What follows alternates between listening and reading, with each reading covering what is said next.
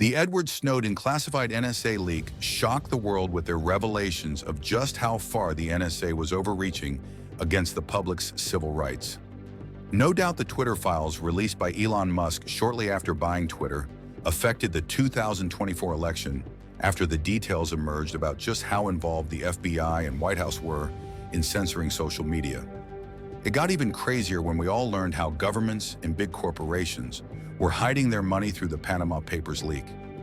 The Epstein files, P. Diddy, there's a bigger question we should all be asking. What about the unsuccessful leaks?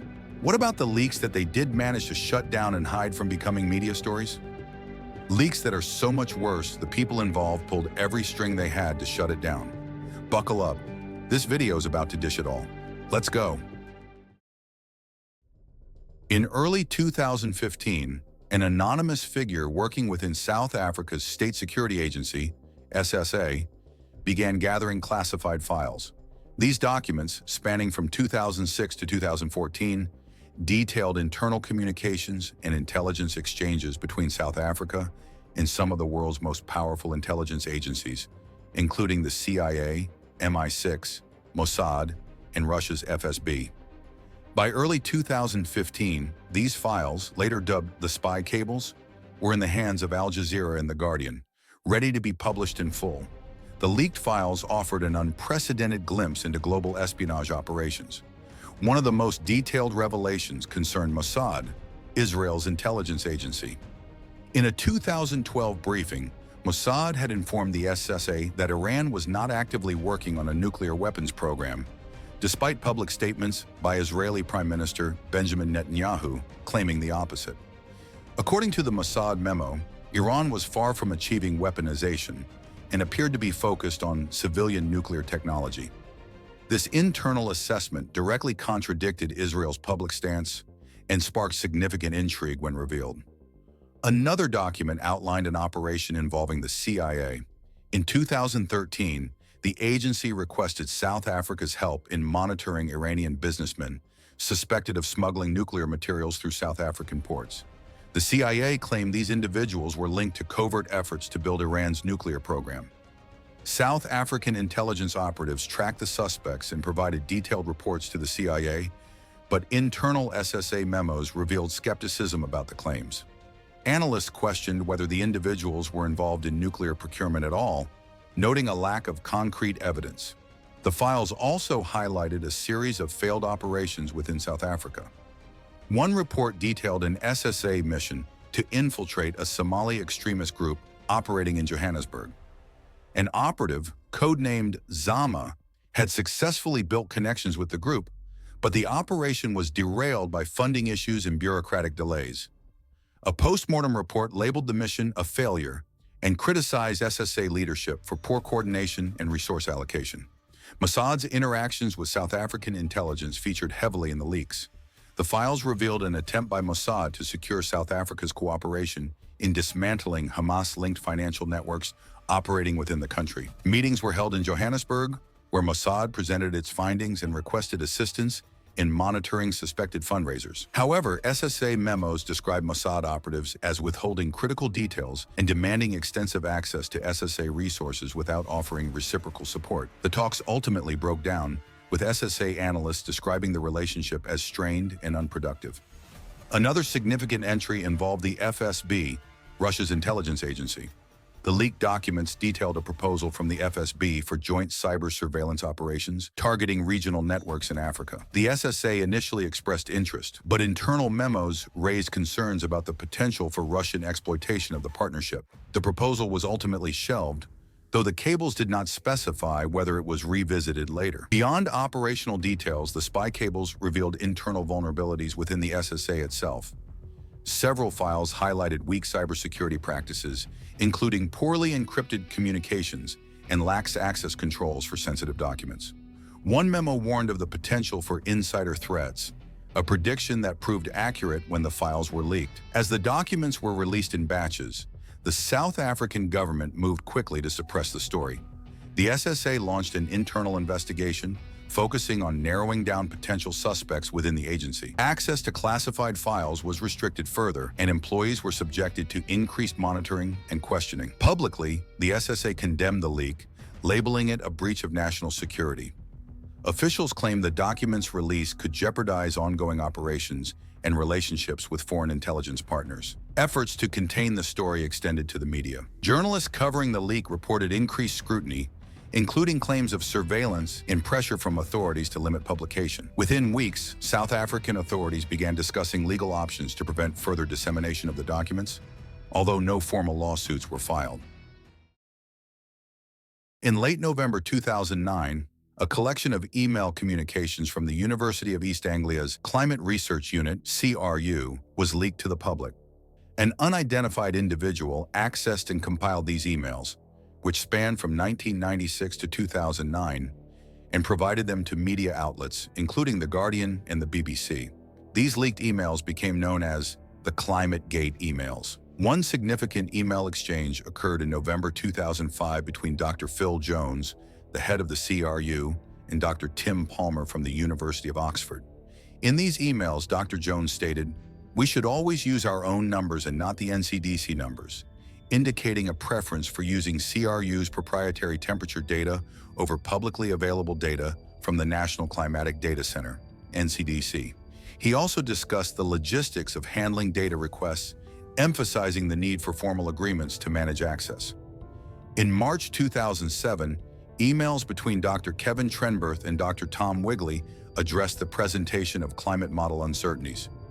Dr. Trenberth wrote, "We need to present our uncertainties clearly to avoid misinterpretation by policymakers, outlining the approach to communicate the range of possible outcomes in climate projections. The correspondents detailed methods such as confidence intervals and error margins used in their reports." An email chain from June 2008 between Dr. Phil Jones and Dr. Michael Mann focused on the peer review process for a manuscript on temperature reconstructions. Dr. Jones noted, "The reviewer has a point about the proxy data. We need to address this in the revision," highlighting the collaborative efforts to revise the paper based on peer feedback. The emails included specific comments from reviewers and the corresponding responses from the authors. In October 2009, Dr. Jones communicated with a reporter from The Guardian, stating, "I can provide you with the latest data sets and summaries for your article." This email indicated the CRU's cooperation with media inquiries and the provision of background information for upcoming articles on climate research. Subsequent emails showed coordination of interviews and the sharing of study summaries to support media reporting. Several emails from July 2006 outlined the establishment of data security protocols within the CRU. Dr. Jones wrote, "We need to implement stricter access controls to our databases to prevent unauthorized dissemination of our data, detailing the steps taken to secure sensitive information." Additional emails from 2007 discussed the formation of internal review boards tasked with overseeing research practices and ensuring data integrity. Following the release of the emails, the CRU initiated an internal investigation to examine the content of the leaked communications. The investigation reviewed procedures related to data handling and research methodologies employed by the CRU during the period covered by the emails. Reports from the investigation focused on assessing data integrity, the validity of research findings, and adherence to established protocols within the CRU. Recommendations from the investigation included enhancing data security measures and improving internal communication practices. In response to the leak, the CRU restricted access to classified files and increased monitoring of employees. Public statements from the CRU and the University of East Anglia condemned the leak, describing it as a breach of confidentiality. Media outlets that published the leaked emails faced scrutiny to verify the authenticity and legality of the obtained communications. No formal legal actions were reported following the dissemination of the emails. In the early hours of April 2013, Mossack Fonseca, a prominent Panamanian law firm specializing in the creation of offshore entities, fell victim to a massive data breach. An unidentified individual infiltrated the firm's secure servers, extracting approximately 2.6 terabytes of confidential documents. These documents, soon to be known as the offshore leaks, were meticulously compiled and distributed to multiple media organizations, including the International Consortium of Investigative Journalists, ICIJ, and major global news outlets. The offshore leaks contain detailed records of over 200,000 offshore entities established by Mossack Fonseca from 1977 to 2015. Among the trove were incorporation documents, shareholder and director details, correspondence, and financial transactions associated with these entities. The sheer volume and specificity of the information provided an extensive look into the operations of offshore financial centers and the utilization of shell companies for various activities. One of the leaked documents revealed the incorporation of Global Investments Limited in the British Virgin Islands in 2005. The paperwork listed John Doe as both the sole director and shareholder.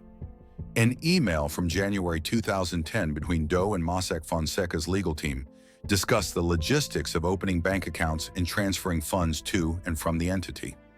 In the correspondence, Doe instructed, "Please proceed with setting up the necessary banking arrangements to facilitate our investments in renewable energy projects."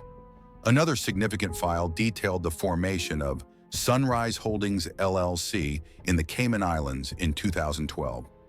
The documents identified Jane Smith as the primary beneficiary and included a series of emails between Smith and Mossack Fonseca representatives. In an email dated March 2012, Smith wrote, "Ensure that all transactions are discreet and that our ownership remains confidential to protect our business interests," highlighting the emphasis on maintaining secrecy in their financial dealings. The offshore leaks also exposed information about the firm's clients and their use of offshore structures. The 2008 document listed a major multinational corporation utilizing an offshore entity to manage its intellectual property rights. The correspondence within this file indicated negotiations for licensing agreements and the transfer of royalties through the offshore company. An email from December 2008 stated, "We have finalized the licensing terms and will transfer the royalties to the designated offshore account as per the client's instructions." Internal communications within Mossack Fonseca were also part of the leaked documents. Emails between partners discussed strategies for expanding their offshore services and navigating regulatory challenges. A series of emails from 2011 revealed conversations about complying with international tax regulations and implementing stricter due diligence processes for new clients. One email from June 2011 read, "We need to enhance our due diligence procedures to comply with the latest FATCA requirements and avoid any potential legal issues," indicating efforts to adhere to evolving financial laws. In the aftermath of the leak, Mossack Fonseca acted swiftly to contain the breach. The firm temporarily suspended all operations and engaged cybersecurity experts to evaluate the extent of the data compromise. In a public statement released in May 2013, Mossack Fonseca acknowledged the breach. "We are aware of the unauthorized access to our systems and are taking all necessary measures to address the situation. The security of our clients' information is of utmost importance to us." Media organizations that received the offshore leaks embarked on thorough investigations to authenticate the documents and identify the individuals and entities involved. The ICIJ led collaborative reporting efforts, resulting in numerous exposés that detailed the use of offshore structures for asset protection and tax-related activities. International newspapers published articles that named specific individuals and corporations linked to the offshore entities revealed in the leaked documents. Regulatory bodies across various countries responded to the offshore leaks by initiating inquiries into the practices of offshore financial centers.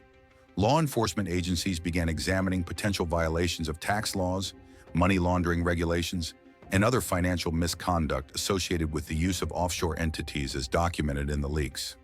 In June 2013, authorities in Country X launched an investigation into the use of an offshore entity listed in the offshore leaks for potential tax evasion, marking one of the first legal actions stemming from the breach. Ultimately, there were no criminal prosecutions. In the summer of 2014, The financial world was shaken by a significant breach of confidentiality originating from Luxembourg. Antoine Deltour, a former employee of the accounting firm PricewaterhouseCoopers and PwC in Luxembourg, along with his colleague Raphael Halle, orchestrated the unauthorized access and compilation of a vast array of confidential tax documents. These documents detailed preferential tax rulings granted by the Luxembourg government to numerous multinational corporations. In November 2014, the compiled documents were publicly released through the website luxleaks.com and disseminated to major media outlets, including Le Monde and the International Consortium of Investigative Journalists, ICIJ, marking the emergence of what became known as LuxLeaks. The LuxLeaks comprised detailed information on over 300 tax rulings provided by the Luxembourg Ministry of Finance between 2003 and 2013. These rulings outlined favorable tax conditions for multinational corporations, including industry giants such as Amazon, IKEA, PepsiCo, and Ferrari. The documents revealed how these corporations leveraged Luxembourg's tax framework to significantly reduce their tax liabilities through mechanisms like profit shifting and the establishment of intellectual property holdings within the country. One of the most notable documents detailed a tax ruling granted to Amazon in 2003. The ruling permitted Amazon to allocate a substantial portion of its global profits to its Luxembourg subsidiary, thereby minimizing its taxable income in other jurisdictions. An internal memo dated June 2004 from a Luxembourg Ministry of Finance official stated, "Amazon has the opportunity to benefit from our favorable tax regime by transferring its intellectual property rights to its Luxembourg entity." This arrangement allowed Amazon to capitalize on Luxembourg's low corporate tax rates, resulting in considerable tax savings. Another significant file involved IKEA, which secured a tax ruling in 2005 that allowed the company to route a large percentage of its global royalties through Luxembourg. An email from July 2005 between an IKEA executive and a PwC consultant read, "We need to ensure that our royalty payments are optimized for tax efficiency in Luxembourg." This correspondence highlighted the strategic planning undertaken by IKEA to exploit Luxembourg's tax policies to its advantage.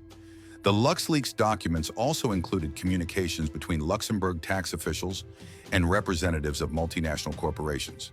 For instance, a 2010 email exchange between a representative of PepsiCo and a Luxembourg tax official discussed strategies for maximizing tax savings through the use of Luxembourg-based entities. The email stated, "We are exploring all available avenues to ensure that our tax obligations are minimized while remaining compliant with local regulations." This exchange underscored the collaborative efforts between corporations and government officials to navigate and exploit the existing tax framework. Internal communications within PwC were a crucial component of the leaked documents, revealing the firm's role in advising clients on securing favorable tax rulings. Emails between PwC consultants and multinational clients detailed the negotiation processes and the specific terms of the tax agreements. For example, an email from August 2012 from a PwC consultant to a client stated, "We have successfully negotiated a tax ruling that will allow your company to benefit from a reduced corporate tax rate of 5% on your European operations." This communication demonstrated the proactive measures taken by PwC to assist clients in minimizing their tax liabilities through Luxembourg's tax regime.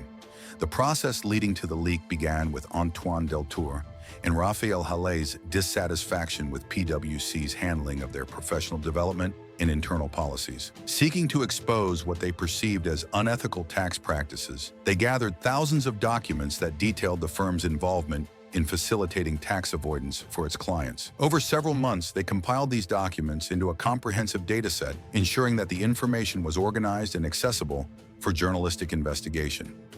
In November 2014, the LuxLeaks were made public through the website luxleaks.com, which served as a platform for the leaked documents to be accessed by media organizations and the general public. The International Consortium of Investigative Journalists, ICIJ, played a pivotal role in coordinating the dissemination and verification of the leaked information. Major news outlets, including Le Monde, conducted extensive investigations to authenticate the documents and analyze their implications. Le Monde, in collaboration with the ACIJ, published a series of reports that outlined the extent of tax avoidance facilitated by Luxembourg's preferential tax rulings. These reports provided detailed accounts of how multinational corporations exploited loopholes in Luxembourg's tax laws to shift profits and reduce their overall tax burdens. The articles named specific companies and outlined the financial benefits they derived from these arrangements, bringing significant public attention to the issue of corporate tax avoidance. Following the release of the LuxLeaks, Luxembourg authorities initiated an internal investigation to assess the circumstances surrounding the breach of confidentiality. Antoine Deltour and Raphael Halle were arrested in September 2014 and charged with breach of trust, misuse of corporate assets, and theft of trade secrets. Their arrest marked the beginning of legal proceedings that scrutinized the legality of the leaked documents and the methods employed to obtain them. The legal process involved detailed examinations of the charges, defense arguments, and the ethical considerations surrounding whistleblowing and corporate transparency. The European Union responded to the LuxLeaks revelations by launching inquiries into the tax practices of member states, including Luxembourg. The European Commission began investigating whether Luxembourg's tax rulings constituted state aid, which is prohibited under EU competition law if it provides undue advantages to certain companies.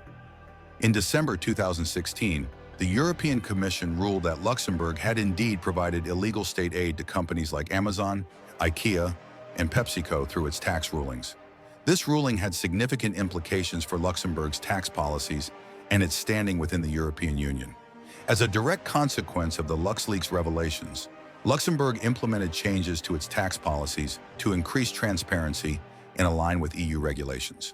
The country committed to sharing tax information with other EU member states to prevent future instances of tax avoidance through preferential rulings. These changes aim to enhance compliance with international tax standards and reduce the opportunities for profit shifting and tax base erosion. The LuxLeaks also prompted multinational corporations to reevaluate their tax strategies and consider the ethical implications of their tax planning practices. Companies faced increased scrutiny from regulators, shareholders, and the public, leading to a shift towards greater tax transparency and accountability. The revelations underscored the need for robust international cooperation to address tax avoidance and ensure a fairer distribution of tax revenues among nations. Throughout the investigation and legal proceedings, PwC maintained that their role was to provide legitimate tax advice within the framework of existing laws and regulations. The firm emphasized its commitment to ethical practices and compliance with legal standards, distancing itself from any allegations of wrongdoing. However, the LuxLeaks continued to serve as a focal point for discussions on corporate tax practices and the role of accounting firms in facilitating tax avoidance. In September 2015, a major data breach occurred at HSBC's data center in Geneva, Switzerland. Hervé Falciani, a former IT employee at the bank, accessed and extracted approximately 100 gigabytes of confidential information.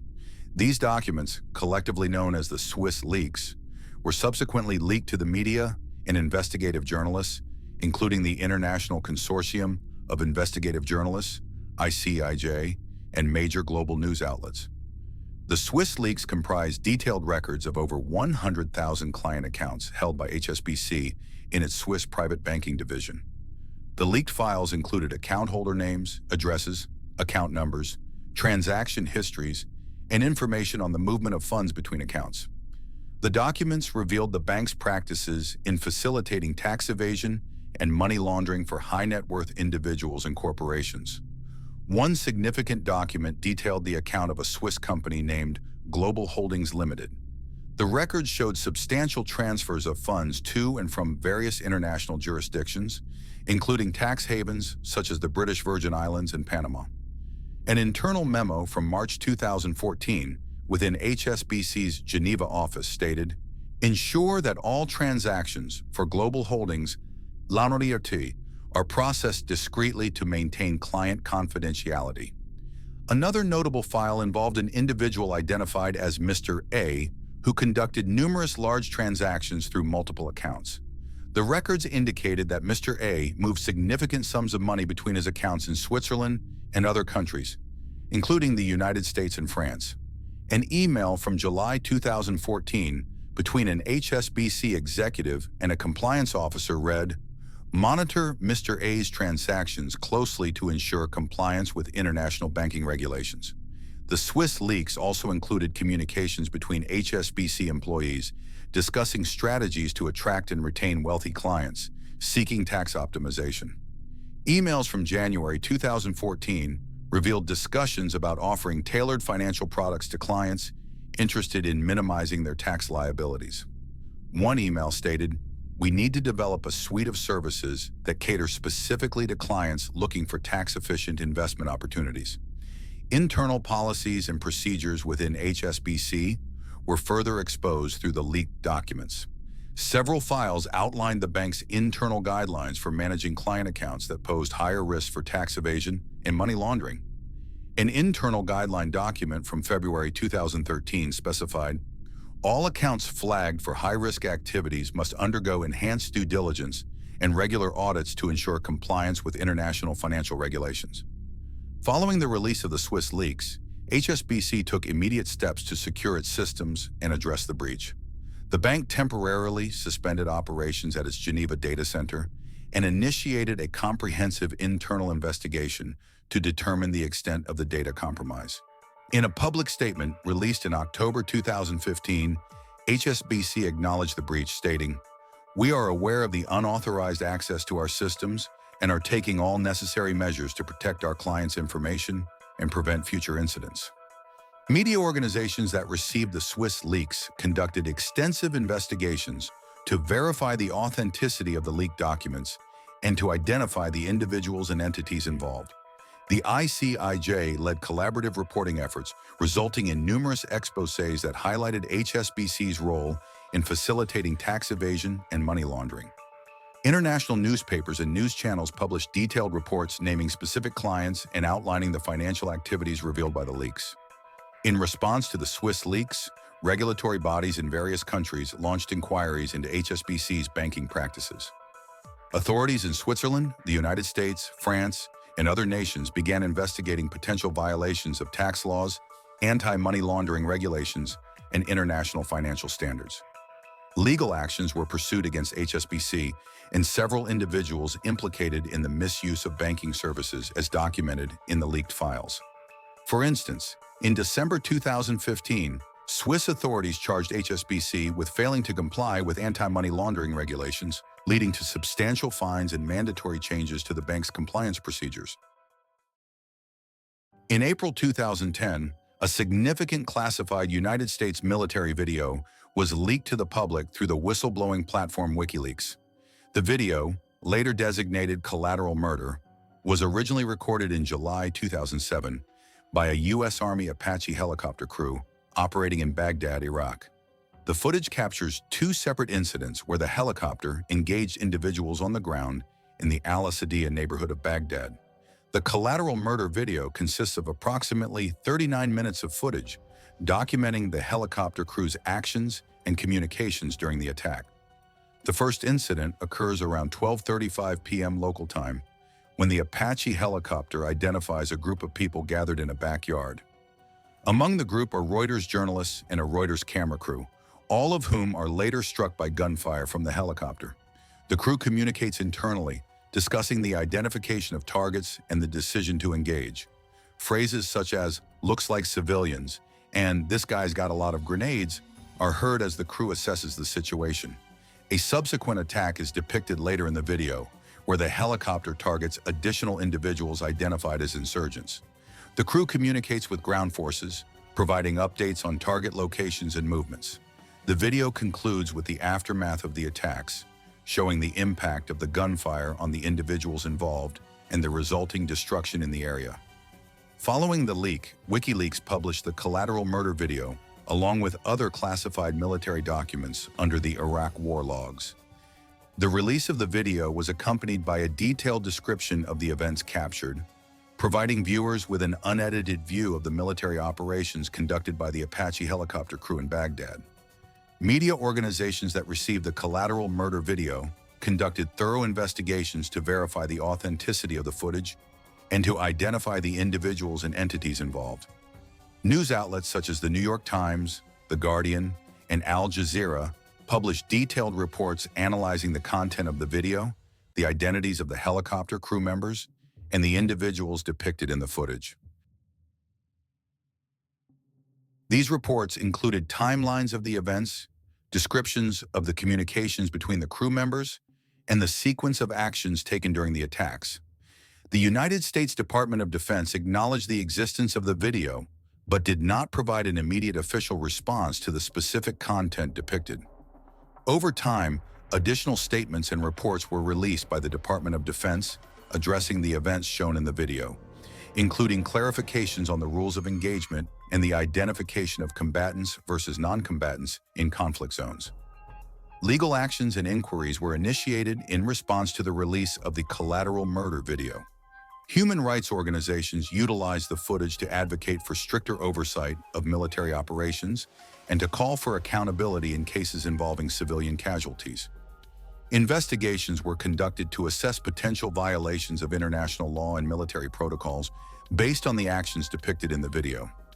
These investigations focused on the decision-making processes of the helicopter crew, the identification of targets, and the adherence to established rules of engagement during the operations. Throughout the period following the leak, discussions emerged regarding the transparency of military actions and the use of technology in warfare. The collateral murder video became a reference point in debates about the balance between military effectiveness and the protection of civilian lives in conflict zones. The footage was widely used to drive public opinion against WikiLeaks. In mid-2014, a significant data breach targeted FinFisher, a surveillance software developed by Gamma Group, an intelligence firm based in the United Kingdom.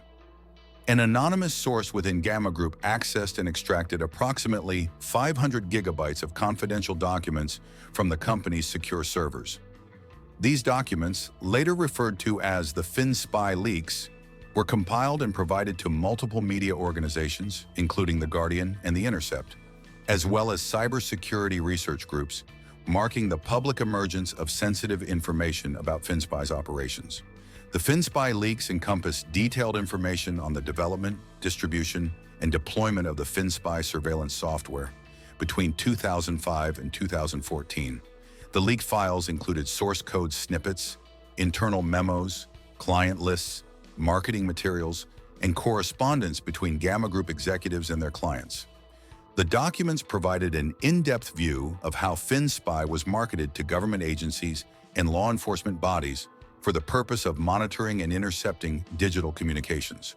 One notable document included in the leaks was a technical specification report dated March 2012, which outlined the capabilities of FinSpy. The report detailed features such as keylogging, screen capturing, email interception, and remote access functionalities. An internal memo from April 2012 stated, "Our latest version of FinSpy now includes enhanced encryption breaking capabilities, allowing deeper access to encrypted communications without detection." Another significant file revealed the client list of Gamma Group, identifying various government agencies and law enforcement organizations across multiple countries. The list included entities from nations such as Egypt, Bahrain, and Kazakhstan. An email from July 2013 between a Gamma Group sales representative and a potential client in Bahrain read, "FinSpy provides comprehensive monitoring solutions tailored to your national security needs. Our software ensures complete oversight of digital communications within your jurisdiction." The FinSpy leaks also included communications between Gamma Group employees discussing strategies to attract and retain wealthy clients seeking tax optimization. Emails from January 2014 revealed discussions about offering tailored financial products to clients interested in minimizing their tax liabilities. One email stated, "We need to develop a suite of services that cater specifically to clients looking for tax-efficient investment opportunities." Internal policies and procedures within Gamma Group were further exposed through the leaked documents. Several files outlined the company's internal guidelines for managing client accounts that posed higher risks for tax evasion and money laundering. An internal guideline document from February 2013 specified, "All accounts flagged for high-risk activities must undergo enhanced due diligence and regular audits to ensure compliance with international financial regulations." Following the release of the FinSpy leaks, Gamma Group took immediate steps to secure its systems and investigate the breach. The company temporarily halted all software updates and initiated a comprehensive internal audit to determine the extent of the data compromise. In a public statement released in August 2014, Gamma Group acknowledged the breach, stating, "We are aware of the unauthorized access to our systems and are taking all necessary measures to protect our proprietary information. The security of our software and the confidentiality of our clients are our top priorities." Media organizations that received the FinSpy leaks conducted extensive investigations to verify the authenticity of the leaked documents and to identify the individuals and entities involved.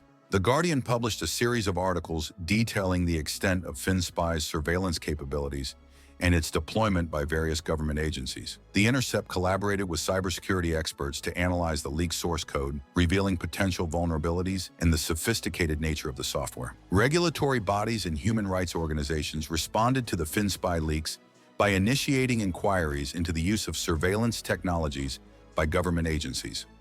Authorities in countries where Gamma Group's clients were located began examining the legality and ethical implications of deploying FinSpy for mass surveillance.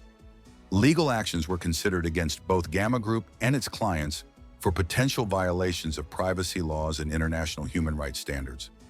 For instance, in November 2014, a human rights organization filed a complaint with the European Union's Data Protection Authority, alleging that the use of FinSpy by member states violated the General Data Protection Regulation, GDPR. As of the latest available information, no criminal charges have been filed directly against Gamma Group in relation to the FinSpy leaks. However, ongoing investigations and regulatory reviews have been conducted to assess compliance with data protection and privacy laws. There has not been much public information released about the results of those investigations.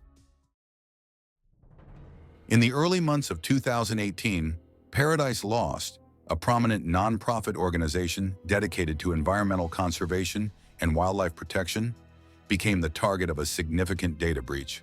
An unidentified individual successfully infiltrated the organization's secure servers, extracting approximately 200 gigabytes of confidential information.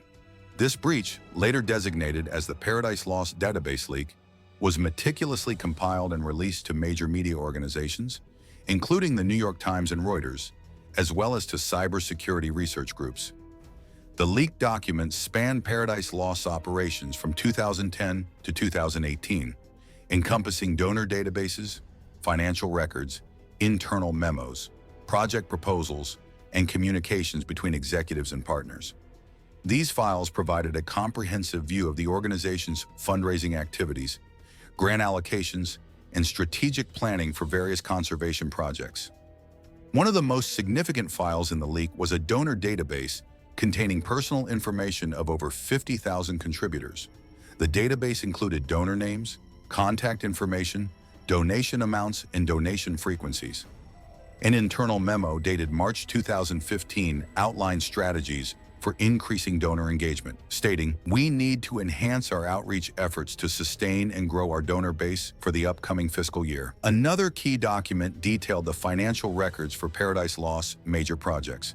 The documents included budgets, expenditure reports, and funding allocations for initiatives such as wildlife habitat restoration and anti-poaching campaigns. A financial report from July 2016 indicated allocated $500,000 to the Coastal Habitat Restoration Project to expand protected areas and implement sustainable management practices. The leak also comprised internal communications discussing strategic partnerships and collaborations with other environmental organizations and governmental agencies. Emails between Paradise Lost executives and representatives from the Environmental Protection Agency, EPA, revealed discussions about joint projects and shared funding opportunities. For instance, an email from January 2017 stated, "Collaborating with the EPA on the River Cleanup Initiative will enhance our impact and secure additional funding sources." Project proposals and internal memos expose the organization's future plans and areas of focus.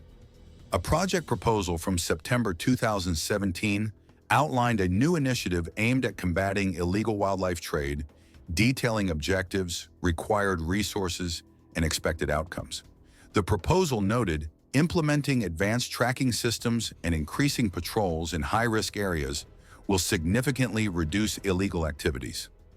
Following the release of the Paradise Lost database leak, the organization took immediate steps to secure its systems and investigate the breach. Paradise Lost temporarily suspended all online activities and collaborated with cybersecurity experts to assess the extent of the data compromise. In a public statement released in February 2018, Paradise Lost acknowledged the breach, stating, "We are aware of the unauthorized access to our systems and are taking all necessary measures to protect our data and prevent future incidents." Media organizations that received the Paradise Lost database leak conducted thorough investigations to verify the authenticity of the leaked documents and to identify the individuals and entities involved. The New York Times published a series of articles detailing Paradise Lost's fundraising strategies, financial allocations, and strategic partnerships. Reuters collaborated with data analysts to examine the donor database, highlighting trends in donation patterns and donor demographics. Regulatory bodies and oversight organizations responded to the Paradise Lost database leak by initiating inquiries into the organization's data protection practices and financial management. Authorities in the United States began examining potential violations of data privacy laws and nonprofit financial regulations. Legal actions were considered against individuals responsible for the breach in Paradise Lost's management for potential lapses in data security protocols. For example, in April 2018, the Federal Trade Commission, FTC, initiated an investigation into Paradise Lost's data handling practices following the leak. Even if you have heard of some of these, maybe you didn't know the entire story. Thank you for watching. I appreciate you. If you appreciate the effort to spread this information, please like, share, and subscribe so YouTube will put this video in front of more people.